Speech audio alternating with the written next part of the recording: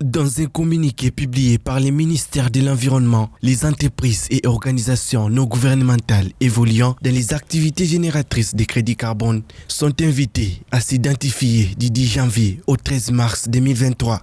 L'hypothèse est que tout citoyen, événement, entreprise ou collectivité contribue à son échelle à la lutte contre les changements climatiques en réduisant progressivement ses émissions de CO2. Certains environnementalistes mentionnent que cette action pourrait contribuer à la neutralité carbone collective en se procurant des crédits pour soutenir un ou plusieurs projets écologiques.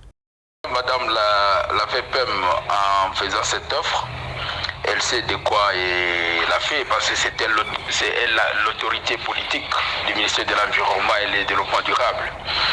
Mais cela ne veut pas dire que le marché du carbone ne peut pas aussi suivre certains principes.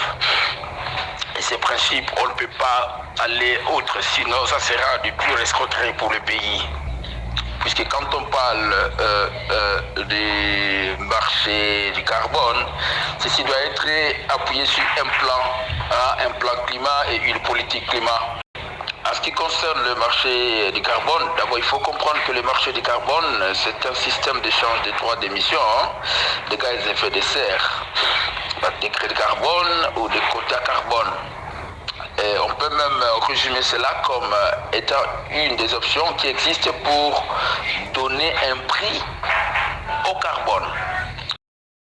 Les plans purement économiques, valoriser les gestes n'est plus une mince affaire. Il s'agit avant tout d'inciter tous les acteurs économiques à s'engager dans une démarche bas carbone. Ces prix peuvent envoyer des signaux des marchés pertinents pour orienter les investissements vers les technologies vertes et décarbonées. Il existe aujourd'hui plusieurs mécanismes pour attribuer un prix à une tonne équivalent CO2. Les scientifiques congolais attirent l'attention de l'État congolais sur cette question en tenant compte du positionnement du pays sur l'échelle mondiale dans la lutte contre les changements climatiques. Quelle est la politique climatique de notre pays? Ça, ce sont des questions qu'on doit se poser.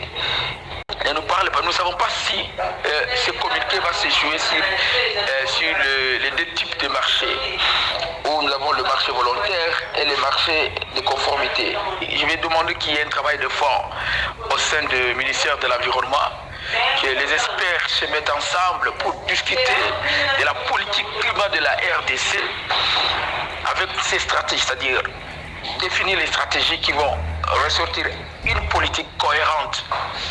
Nous devons être vraiment conséquents si nous voulons que notre pays aille de l'avant. Et on doit prendre des décisions qui sont durables, des décisions idoines qui permettront à ce que nous ne puissions pas faire souffrir les générations à venir. À ce sens, mettre un prix sur le carbone est nécessaire à une préservation efficace de l'environnement.